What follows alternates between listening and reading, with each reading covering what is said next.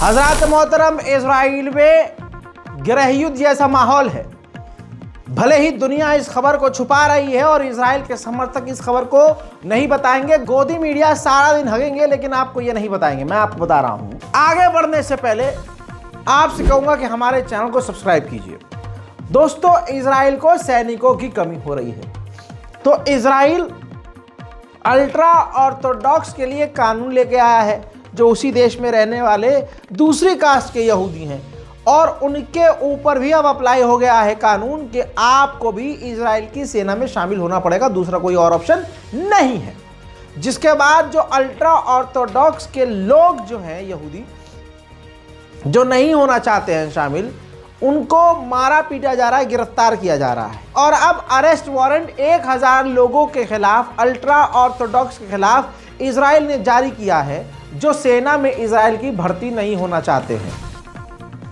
इस वजह से इजराइल के अंदर गृहयुद्ध जैसा माहौल छिड़ चुका है, हो चुका है।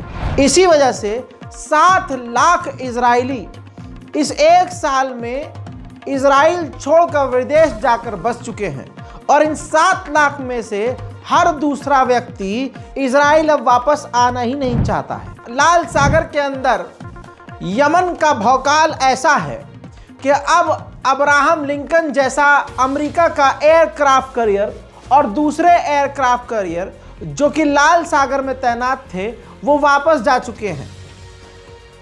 अमेरिका के लाल सागर के अंदर से एयरक्राफ्ट कैरियर का हटना, दूसरी तरफ यह भी कंफर्म हो रहा है कि ईरान पर हमला नहीं किया जाएगा, ना ईरान इजराइल पर हमला करेगा, क्योंकि एयरक्राफ्ट कैरियर मिडिल ईस्ट में तैनात अमेरिका ने इसलिए किए थे कि मिडिल ईस्ट से वहीं से ही फाइटर जेट उड़ान भरकर ईरानी मिसाइलों को रोकेंगे या ईरान पर हमला करने के लिए उन एयरक्राफ्ट कैरियर का इस्तेमाल इजराइल करता। लेकिन जब एयरक्राफ्ट कैरियर हट चुका है तो बहुत सी चीज़ें साफ हो चुकी हैं कि न इजराइल ईरान पर हमला करेगा, न ईरान इजराइल पर हमला करेगा। साथ ही ये भी क्लियर हो गया है कि यमन के हूथियों का डर लाल सागर में अमेरिकी एयरक्राफ्ट कैरियर को था। नॉर्वे चाहता ये है, नॉर्वे कोशिश ये कर रहा है कि इंटरनेशनल कोर्ट ऑफ जस्टिस बयान दे इजराइल के खिलाफ, जो इजराइल ने UNRWA को गज्जा फिलिस्तीन के अंदर बैन किया है। इसको लेकर इजराइल के खिलाफ कोई कदम उठाया जाए, ऐसा नॉर्वे चाहता है। वहीं यूरोपीय यूनियन के फॉरेन पॉलिसी के चीफ ने कहा कि गाजा के अंदर जो बच्चे मारे जा रहे हैं उनकी उम्र 5 से 9 साल है, जो ज़्यादातर मारे जा रहे हैं। ये जंग बच्चों के खिलाफ है और इजराइल वॉर क्राइम कर रहा है। नेतन्याहू एक करप्ट प्रधानमंत्री है, क्राइम मिनिस्टर है, और इजराइल की जनता इसीलिए सड़कों पर है। अब नेतन्याहू के खिलाफ इजराइल की कोर्ट में ट्रायल भी चल रहा है, केस चल रहा है, सुनवाई चल रही है। नेतन्याहू की इतनी फटी पड़ी है कि समझ में नहीं आ रहा है नेतन्याहू की करे तो करे क्या।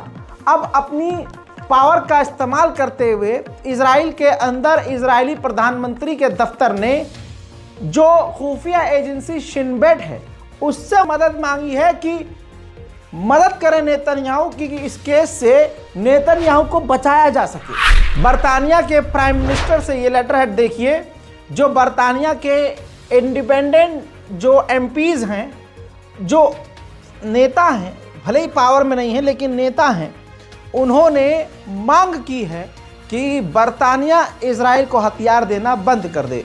नेतन्याहू के बुरे दिन चल रहे हैं और इंशाल्लाह और आगे बुरे दिन आएंगे और इजराइल के अंदर ही आएंगे।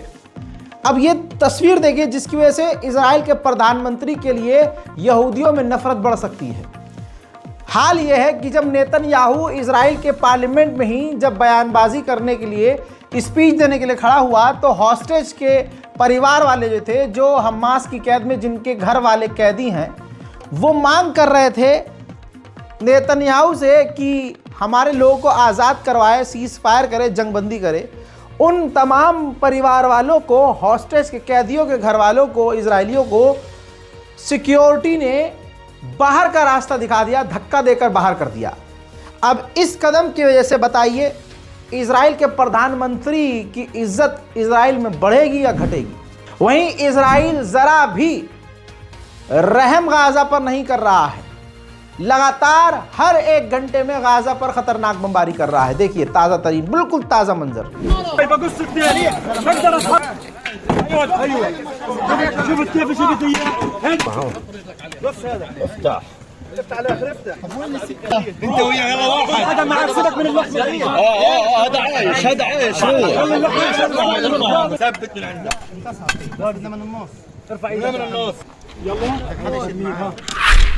गाजा के ऊपर इजराइल के हेलीकॉप्टर भी गोलीबारी और बम गिरा रहे हैं।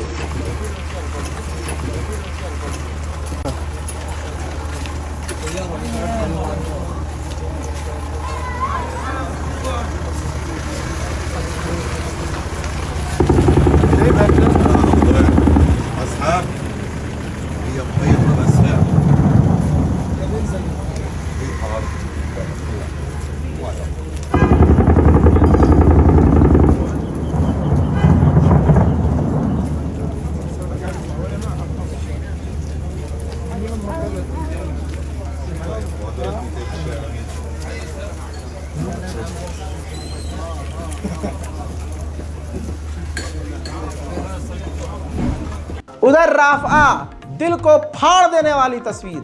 रफा के अंदर एक ऐतिहासिक पुरानी मस्जिद को आग के हवाले इजराइल के सैनिकों ने कर दिया। और अगली तस्वीर देखिए, इस मां के दर्द को शायद ही कोई समझ सकता है, शायद मां ही समझे। इनके 3 बेटे थे, छोटे छोटे प्यारे प्यारे बच्चे। इजराइल की बमबारी में तीनों बच्चे मारे गए। गाजा के नरसंहार में 43,972 इजराइल की बमबारी में गजा के लोग शहीद हो गए और लगातार ये नंबर्स बढ़ते जा रहे हैं। UNRWA के कुछ ऑफिशियल्स गजा के अंदर पहुंचे। उन्होंने अपने ही UNRWA के दफ्तर को दिखाया कि किस तरह से इजराइल ने UNRWA के दफ्तर को खंडर में तब्दील कर दिया है। देखिए। I'm currently at an UNRWA school in Nusayrat, which has been hit on 2 separate incidences, one in May and one in June, by Israeli airstrikes. It has also been hit by tank shelling. 14 children and 9 women were killed in these strikes. And as we walk around the school, you can see children without limbs, children with burns and scarring on their faces. And people are still sheltering here. Today there are over 1,000 people sheltering in this facility. People are living among the destruction.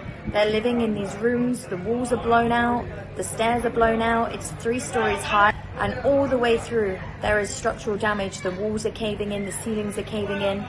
And families are forced to shelter here because they simply have nowhere else to go. UNRWA continues to provide as much relief as possible. They provide flour, they provide dignity kits, but they cannot protect people. They cannot ensure people's safety. लोगों को, Gaza के लोगों को पता है कि Israel हर जगह बमबारी करेगा, लिहाजा इजराइल की धमकी के बाद अपने अपने इलाकों को एक बार फिर से फिलिस्तीनी गाजियंस छोड़ने को मजबूर हैं। الجلال والجمال والسناء والبهاء في رباء والحياة والنجاة والهناء والرجاء في هواك في هواك. هل أراك سالما منعما وغانما مكرما سالما منعما وغانما। बर्तानिया का नंगापन जर्मनी के बाद देख लीजिए। जो एम्बेसडर बर्तानिया का मौजूद इजराइल में है, उसने कहा है कि इजराइल को और इजराइलियों को बचाने के लिए हम अपने सेना को, बर्तानिया की सेना को मैदान में उतारकर अपनी सेना को भी रिस्क में डालने को तैयार हैं। उधर फिलिस्तीन अथॉरिटी ग्रुप की गवर्नमेंट ने, PA ने कहा है हमास से कि आप हॉस्टेज की जानकारी हमें दे दीजिए और हॉस्टेज की बात करने की जिम्मेदारी हमें दे दीजिए, हम अपने बिहाफ पर इजराइल से खुद बात कर लेंगे। मेरे दोस्तों, तुर्की पर भरोसा करना ऐसा है जैसे अपने ही पैर पर कुल्हाड़ी मारना।